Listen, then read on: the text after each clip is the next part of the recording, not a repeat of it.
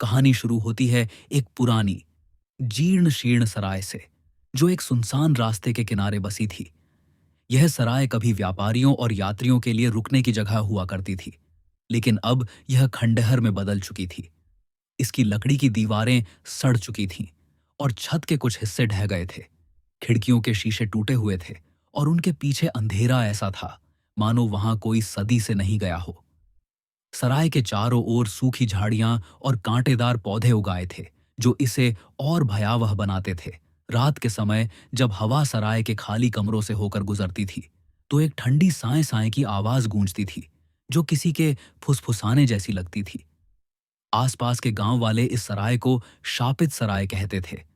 उनका मानना था कि यहां कोई दुष्ट शक्ति वास करती है, जो रात में जाग उठती है, और जो भी इसके अंदर रुकता है वह कभी वापस नहीं लौटता। कहते हैं कि यह सराय सैकड़ों साल पुरानी थी।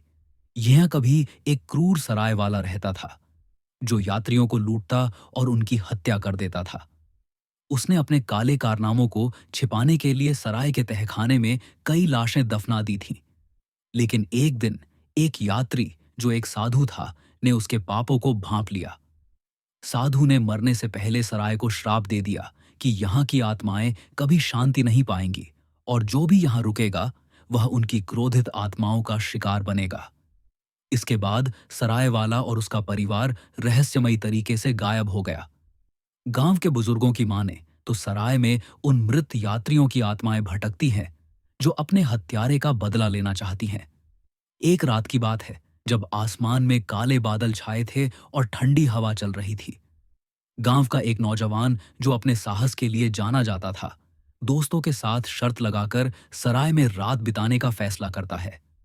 उसने अपने साथ एक लालटेन, एक चाकू और एक पुराना रेडियो लिया, ताकि वह रात को ऊब न जाए। वह सराय के मुख्य द्वार पर पहुंचा और अंदर कदम रखा। जैसे ही वह अंदर गया, द्वार अपने आप बंद हो गया। सराय के अंदर धूल भरी थी और फर्श की लकड़ियां कदम पड़ते ही चरमराती थीं। उसने अपनी लालटेन जलाकर एक कमरे में प्रवेश किया, जहां पुराने बिस्तर और टूटी कुर्सियां बिखरी थीं। जैसे ही वह कमरे में बैठा, उसे लगा कि कोई उसका पीछा कर रहा है। उसने पीछे मुड़कर देखा, लेकिन वहां केवल अंधेरा था। फिर एक ठंडी फुसफुसाहट गूंजी, जो उसके नाम को पुकार रही थी।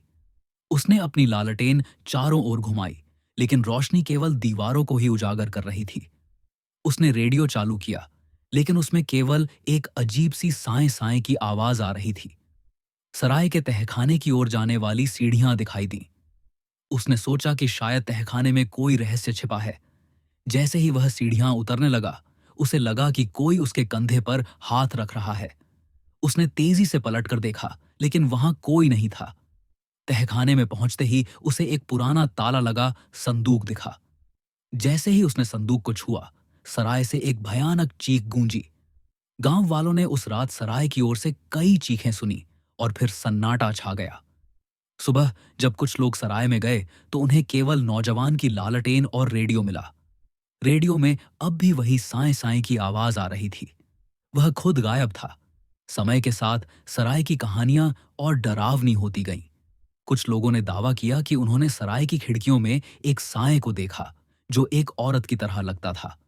वह साया खिड़की के पास खड़ा रहता था और फिर अचानक गायब हो जाता था। कुछ ने कहा कि उन्होंने सराय के कमरों से किसी के रोने की आवाज सुनी, जो धीरे धीरे हंसी में बदल जाती थी। एक बार एक बूढ़े व्यक्ति ने बताया कि उसने सराय के बाहर एक साए को देखा, जो एक यात्री की तरह लग रहा था। उस साए के हाथ में एक पुराना बैग था और वह सराय की ओर बढ़ रहा था। गांव में एक बार एक पुजारी आया, जिसने दावा किया कि वह सराय की दुष्ट शक्तियों को शांत कर सकता है।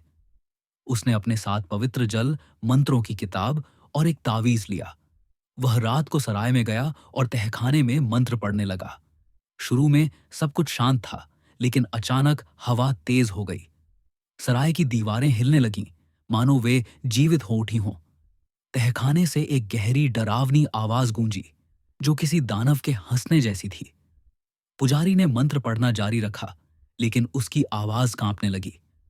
गांव वालों ने उस रात सराय से एक अजीब सी रोशनी देखी, जो नीली और काली थी। सुबह जब कुछ लोग सराय में गए, तो उन्हें पुजारी की किताब और तावीज मिला, लेकिन वह खुद गायब था। कहते हैं कि सराय में साधु का श्राप अभी भी जिंदा है। उन मृत यात्रियों की आत्माएं जिन्हें सराय वाले ने मारा था, यहां भटकती है। कुछ लोग कहते थे कि वे अपनी मौत का बदला लेना चाहती थीं, तो कुछ का मानना था कि वे उस साधु की आत्मा को ढूंढ रही थीं, जिसने उन्हें श्राप दिया था। सराय का तहखाना एक ऐसा द्वार था जो किसी दूसरी दुनिया में खुलता था, और जो भी वहां जाता था वह उस दुनिया में खींच लिया जाता था। रात के समय जब सराय पर धुंध छा जाती थी, तो इसके कमरों में अजीब सी छायाएं नाचती थीं। हवा में फुसफुसाहट सुनाई देती थी, जो कभी किसी के नाम पुकारती थी तो कभी किसी गीत का टुकड़ा गुनगुनाती थी। गांव वाले कहते थे कि अगर आप रात में सराय के पास से गुजरें और ध्यान से सुने, तो आपको अपने नाम की पुकार सुनाई देगी। लेकिन अगर आप उस पुकार की ओर गए, तो आप कभी वापस नहीं लौटेंगे। सराय के बाहर एक पुराना कुआं था, जिसके बारे में कहा जाता था कि वहां आत्माएं इकट्ठा होती थीं। कुएं का पानी काला और स्थिर था, और उसमें कोई परछाई नहीं पड़ती थी। कुछ लोगों ने दावा किया कि उन्होंने कुएं के पास एक साए को देखा, जो एक यात्री की तरह लग रहा था।